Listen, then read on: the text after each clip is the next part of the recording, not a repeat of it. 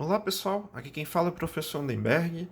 Vamos para a segunda parte do conteúdo Crises e Totalitarismo, que é o conteúdo que vai se referir, o chamado período entre guerras, tá certo? E o período entre guerras é de 1918, na verdade de 1919 até 1938. Esse período é o período lá do final da Primeira Guerra Mundial até o início da Segunda Guerra Mundial. É mais uma aula de história do nono ano, tá bom? Essa é a segunda parte desse conteúdo, desse capítulo. Pessoal, a gente trabalhou a primeira parte sobre os Estados Unidos da América e a crise de 1929. Uma fila de desempregados aqui, para vocês tentarem lembrar. E aí eu falei um pouco sobre o que foi a crise, o que essa crise refletiu no mundo, quais foram as grandes consequências, quais foram os motivos e por aí vai. Agora, dando continuidade para a segunda parte desse conteúdo, que nós vamos falar sobre o nazifascismo, essa crise, pessoal, a crise do capitalismo, o enfraquecimento do capitalismo, o enfraquecimento também dos regimes democráticos, da democracia liberal, fortaleceu uma oposição antidemocrática em vários países do mundo. Porque lembre-se, antes de eu começar a falar um pouco sobre a origem do nazifascismo, é que a Grande Depressão, a grande crise de 1929, ela não afetou somente os Estados Unidos, como eu tinha falado na semana passada. Afetou, afetou toda a Europa, afetou países da América Latina, como o caso do Brasil e por aí vai, com a questão da baixa da exportação dos produtos agrícolas, especialmente de café. E voltando aqui, e quando afeta o capitalismo, quando ele é afetado e quando os ideais liberais, as propostas liberais que estavam em alta, até esse momento, lá no século XIX em alta, já se enfraquecendo, mas ainda em alta, principalmente do plano econômico, no sentido de que o Estado não poderia interferir na economia, cai por terra quando há a crise e quando entra um político, Roosevelt, e ele aplica o New Deal, já falei aqui, o presidente Roosevelt aplica o New Deal, que foi nada mais nada menos um plano econômico de intervenção do Estado sobre a economia para tentar recuperar a economia do país lá em 29. Tudo isso começou a quebrar uma série de paradigmas que o mundo capitalista acreditava. E essa quebra de paradigmas, principalmente a queda e enfraquecimento do liberalismo, surge, cresce oposições. Primeiro, a gente deve levar em consideração que já estava em alta o crescimento das organizações socialistas, porque com a Revolução Russa de 1917, isso se fortaleceu ainda mais os processos revolucionários de caráter proletário, de caráter operário, com embasamento socialista em outros países europeus. E um outro elemento, que é o elemento mais assustador, é a oposição mais assustadora que nós vamos agora estudar, que é o crescimento da extrema-direita, que é o crescimento do nazifascismo, que é do fascismo, aonde quem foi que abraçou o fascismo, Primeiro, camadas dominantes e setores de classe média massivamente, e setores das camadas populares provavelmente desempregados, aqueles que estavam em uma situação extremamente delicada por conta da crise econômica mundial. E esse crescimento dessas ideias, o crescimento dessas ideias fascistas, elas estavam muito atrelado à crítica frontal ao liberalismo e ao sistema capitalista, por conta das suas contradições e por conta da forma de como o capitalismo ele não estava conseguindo se reerguer suficientemente após a crise de 29. Para você ter ideia, pessoal, a Alemanha, a Itália, que foram os países que cresceram com o fascismo, foram os pioneiros disso. Depois veio a Espanha e Portugal, mas os pioneiros foram a Alemanha e a Itália, a Alemanha com o nazismo e a Itália com o fascismo, tinham taxas de desemprego de 30% a 40%. Era altíssimo. Isso fez crescer, pessoal, partido de extrema-direita, que defendiam um fortalecimento muito forte do Estado, centralizado, nacionalista, anticomunista e autoritário.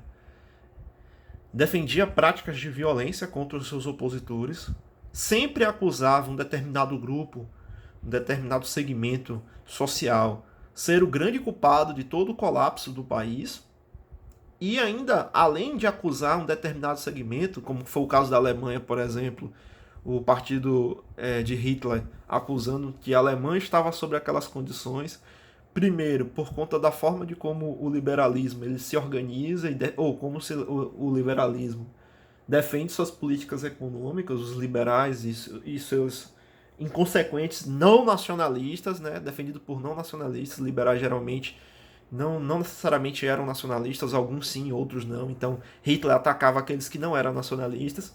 E segundo, porque existiam os judeus, segundo os nazistas, né, que esses judeus eles atrapalhavam o dinamismo, tiravam a pureza da sociedade alemã e ainda eram, como é que eu posso dizer?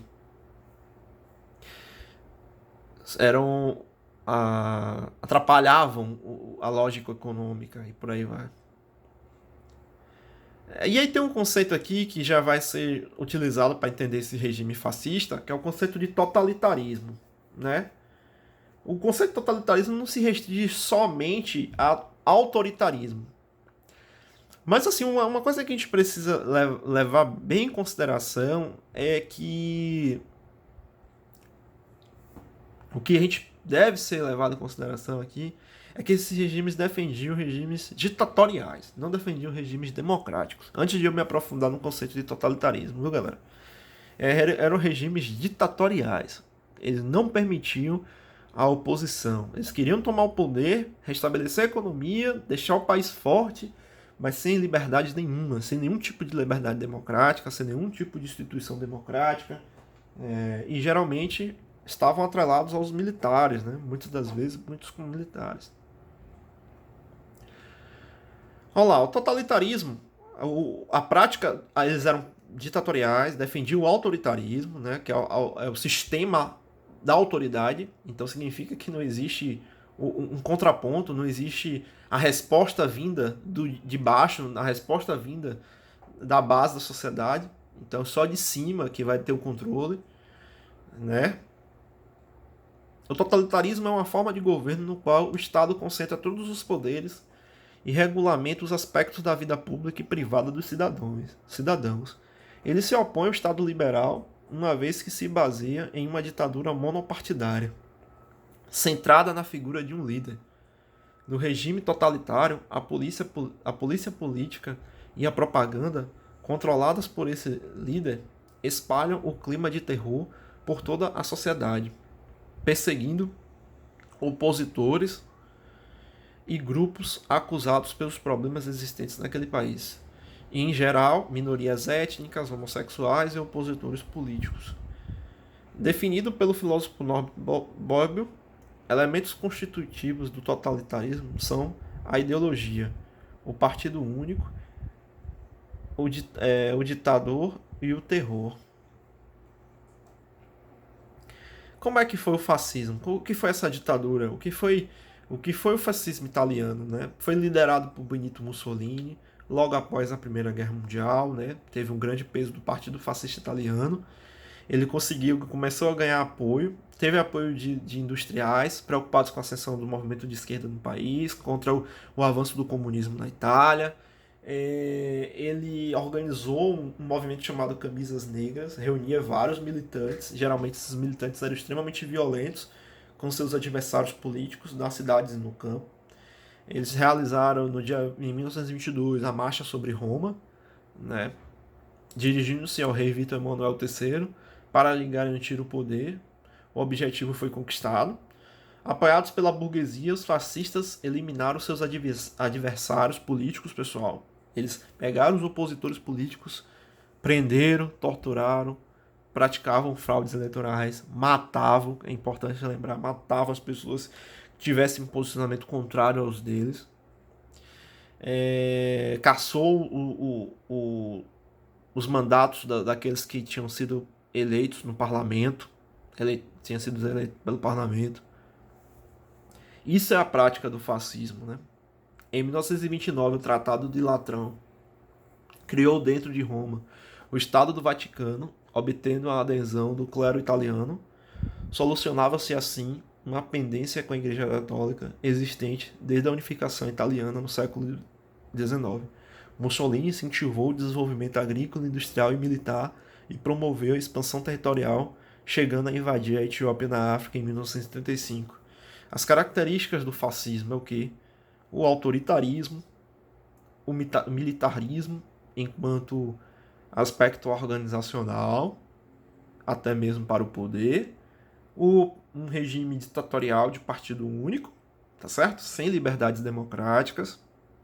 Outro elemento é o que desse regime fascista? Quando falo fascista não é só o da Itália, também na Alemanha o nazismo, né? O líder único, o, o conservadorismo moderno, que significa abraçar os elementos conservadores que exaltam a nação, da cultura, da tradição, mas ao mesmo tempo elevar a nação para aspectos tecnológicos e científicos. Outra característica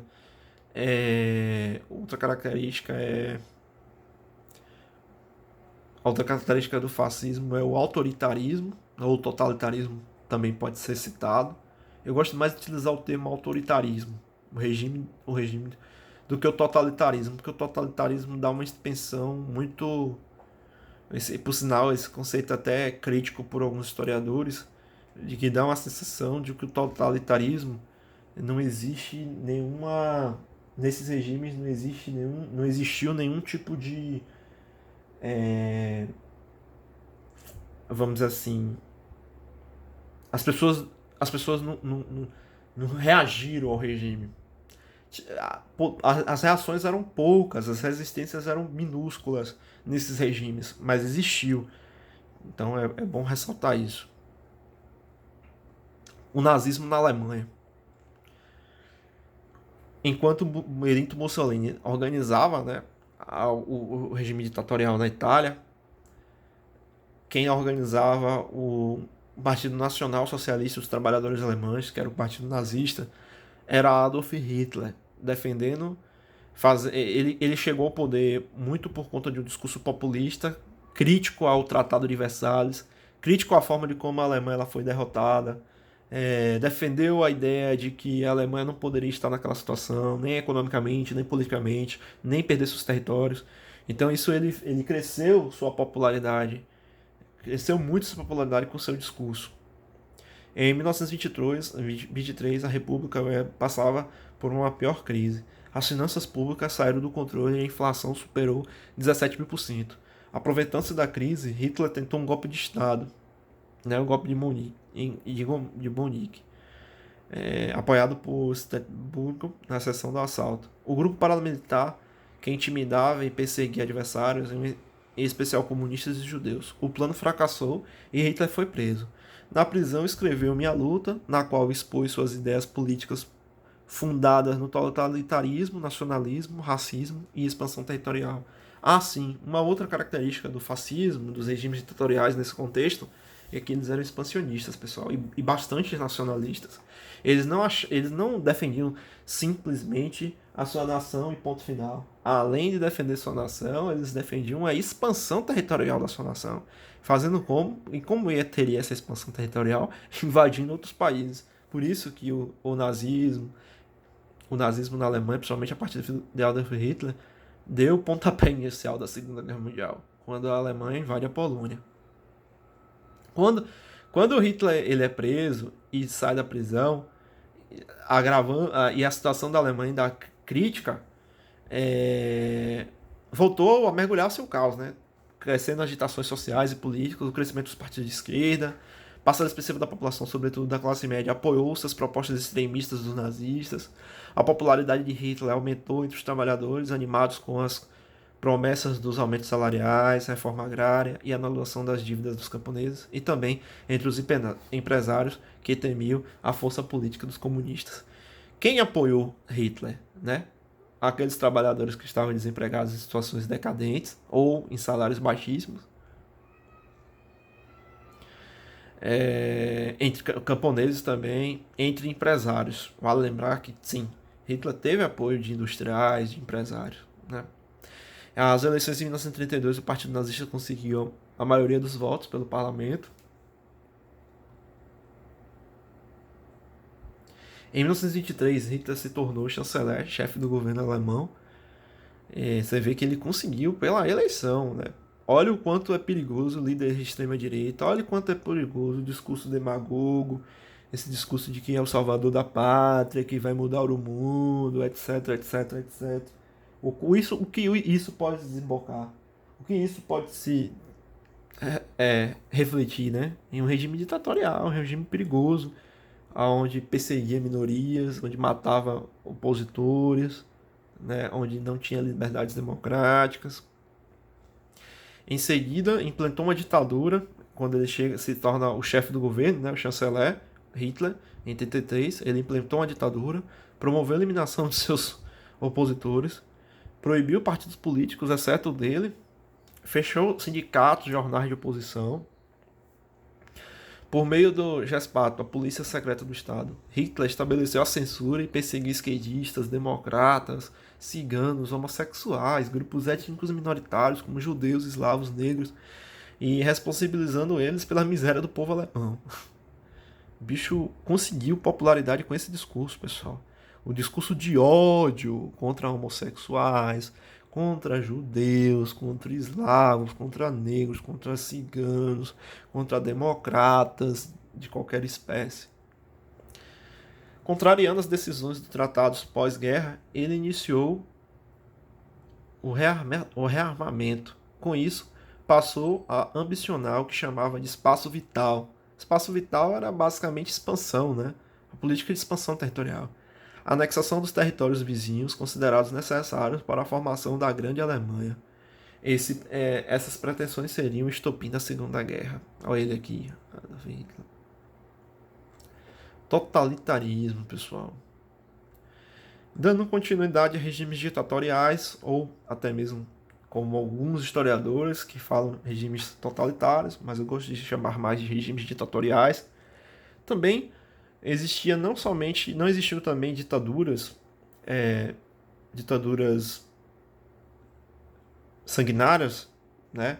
Ditaduras, vamos dizer assim, bizarras, né? Não somente na Alemanha e na Itália. Ocorreu também na União Soviética.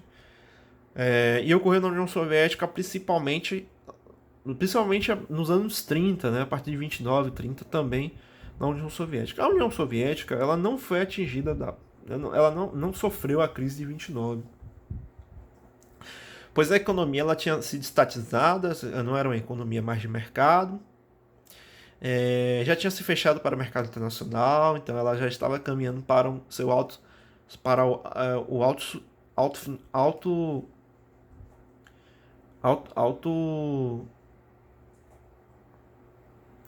como é que eu posso explicar? Não sei a palavra autossustentável, vamos dizer assim, entre aspas, né? Porque era uma economia socialista ilhada, ainda não se fazia ainda parcerias econômicas nesse contexto, ela ainda estava a União Soviética, o país tinha acabado de se instalar o regime socialista, então estava ainda em um processo de construção. E esse processo de construção, primeiramente, foi bastante interno. A União Soviética, por meio de Stalin, ele aplicou os planos quinquenais, que levou a União Soviética a se tornar, no final dos anos 30, uma das principais potências mundiais em termos econômicos e militares.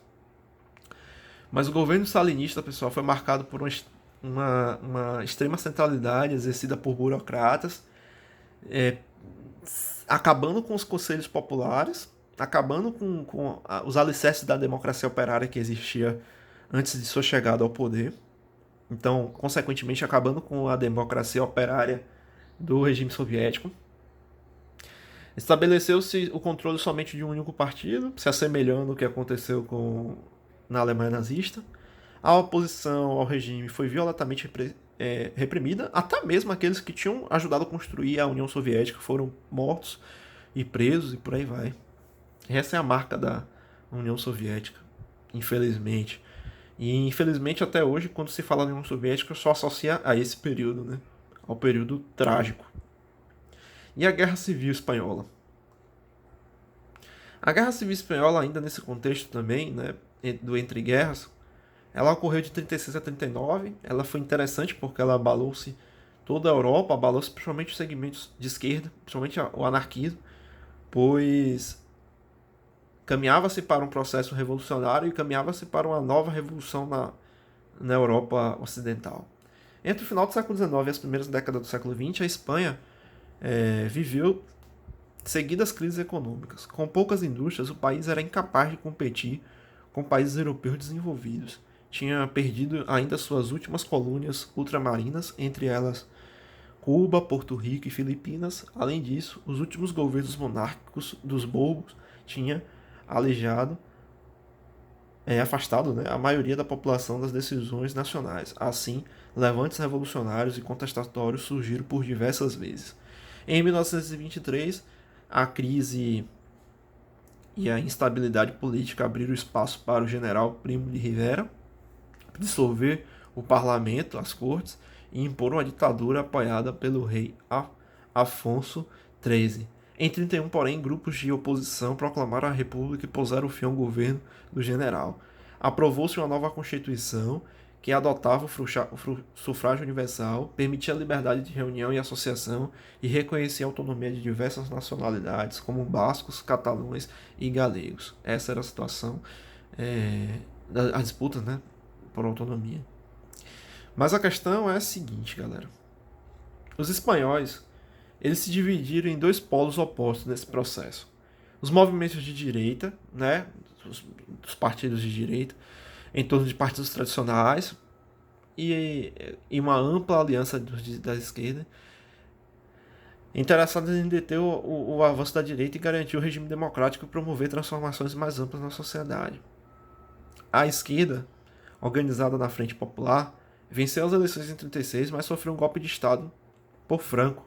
A maioria das grandes cidades e regiões industriais, porém, permaneceu fiel ao governo republicano. É engraçado, pessoal, em que quando estava tudo se caminhando bem no processo da Guerra Civil Espanhola, da Revolução Espanhola, principalmente quando se estruturou a Frente Popular,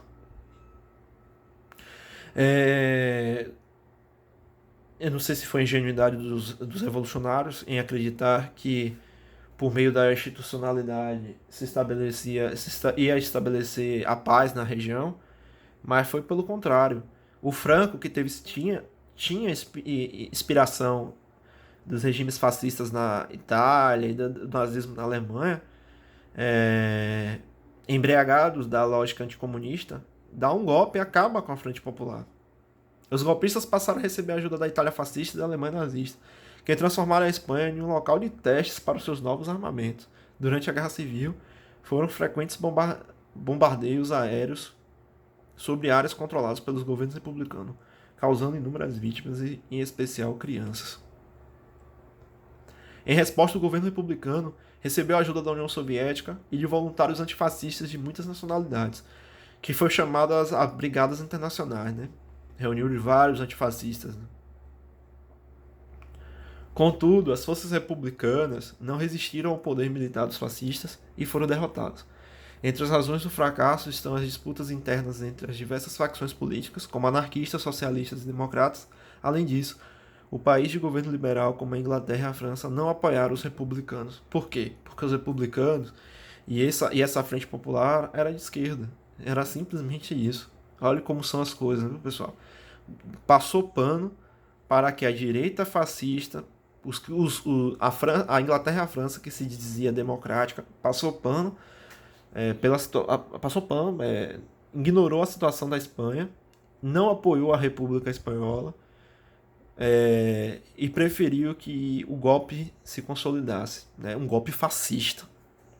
A Guerra Civil deixou um saldo de mais de 500 mil mortos, diversas cidades destruídas e um governo nos moldes do fascismo, apoiado pela igreja, os banqueiros e pelas grandes indústrias. Isso foi o fascismo, pessoal. Teve apoio dos setores da elite alta. A extrema-direita ganhou força dessa maneira. A censura, a repressão aos movimentos populares e o autoritarismo seriam as marcas da Espanha franquista, que sobreviveu até a morte de Franco em 1975. Por ter envolvido diversos povos e facções ideológicas, a Guerra Civil Espanhola é considerada, por muitos historiadores, um verdadeiro ensaio para o que viria a ser a Segunda Guerra Mundial. É basicamente isso, pessoal, que finalizamos nosso capítulo. Agora eu quero que vocês concluam, né? Façam todas essas atividades aqui, né? Todas essas atividades, da página 88 e da página 89. Tirando a autoavaliação, né? Que aí da próxima eu vou fazer a correção dessas atividades. Na estante, na próxima aula eu faço a correção. É importante esse mapeando dos saberes, para vocês terem entendimento, vocês terem um esquemazinho no caderno, é muito legal, bem didático, organizacional. Então é isso, pessoal. Até mais, até a próxima aula. Eu quero que vocês façam essa atividade, tá bom? Tchau, tchau, pessoal. Tchau, tchau.